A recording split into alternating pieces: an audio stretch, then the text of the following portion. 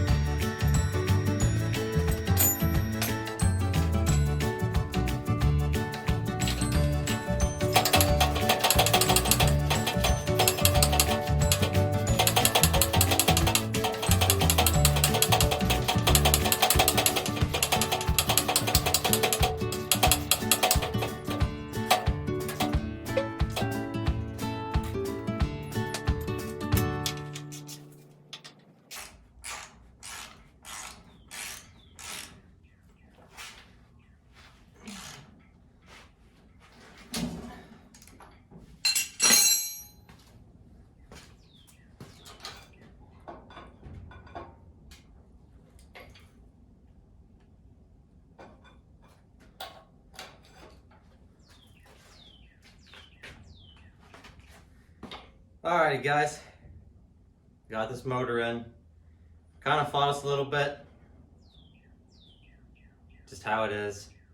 I wouldn't necessarily recommend sucking the motor in with the bolts. But thing was is I could sit here, I have the tractor in gear, and you can tell nothing's binding because you can turn it, the back tires turn. It's just what I did.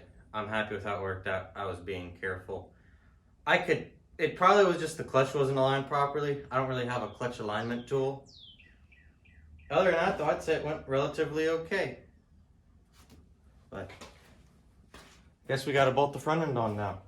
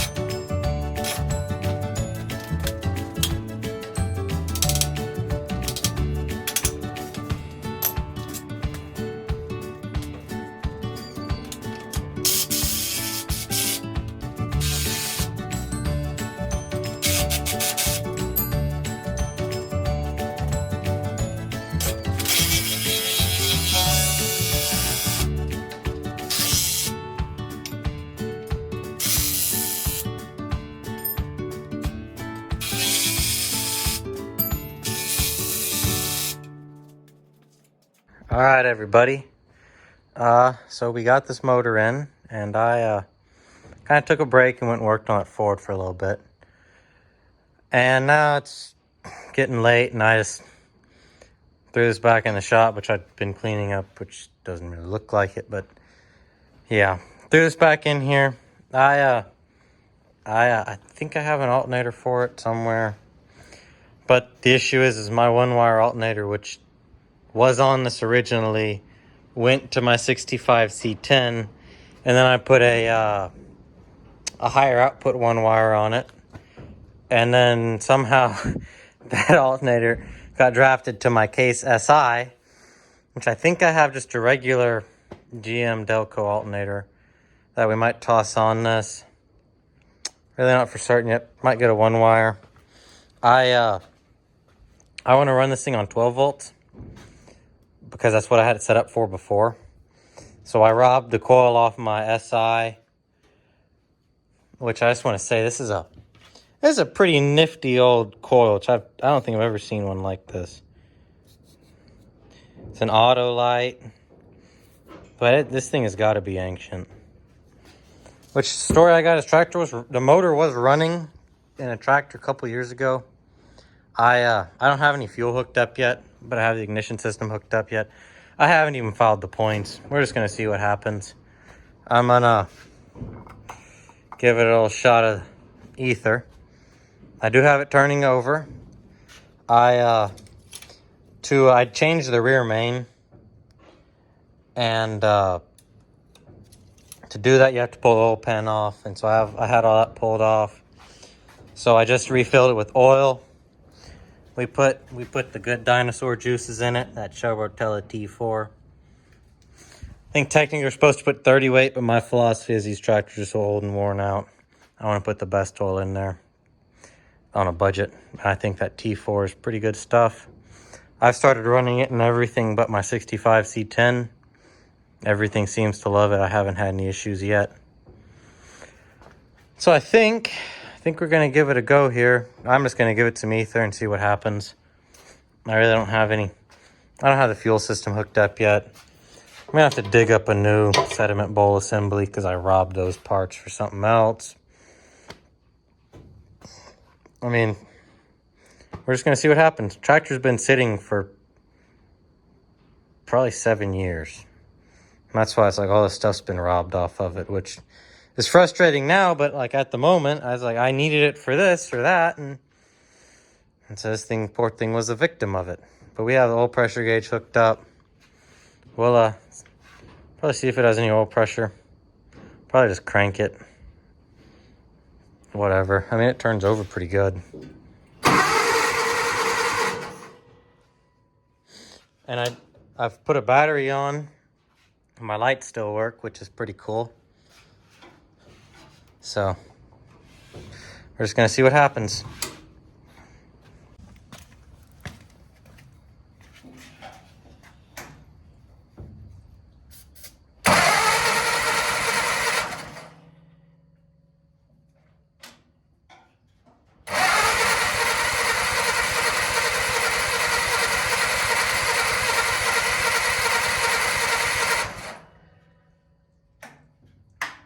I think we're gonna follow the points real quick, see what happens. Okay, so I followed the points. They were pretty nasty. We'll see what happens.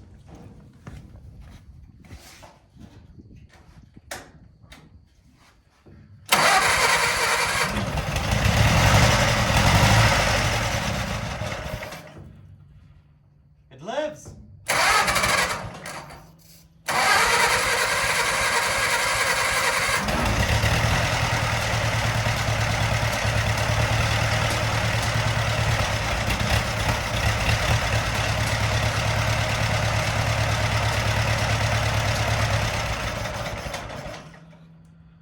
I just want to state my can of ether's out. And this is John Deere ether's the best you can get. This is just off-brand ether. But I'd say it runs pretty good. We had 10 PSI oil pressure cranking. I'd say that's a success. Sounds good too. And we ain't even got fuel hooked up yet. But it's getting late, and I think that we're just gonna have to deal with this another day. So, guess that's where I'm gonna close the video. I hope y'all enjoyed swapping the engine. Don't forget to like, comment, and subscribe. I hope y'all enjoy watching these as much as I enjoy making them. I love playing with this old stuff. So, I guess we'll catch y'all next time. Y'all don't have too much fun.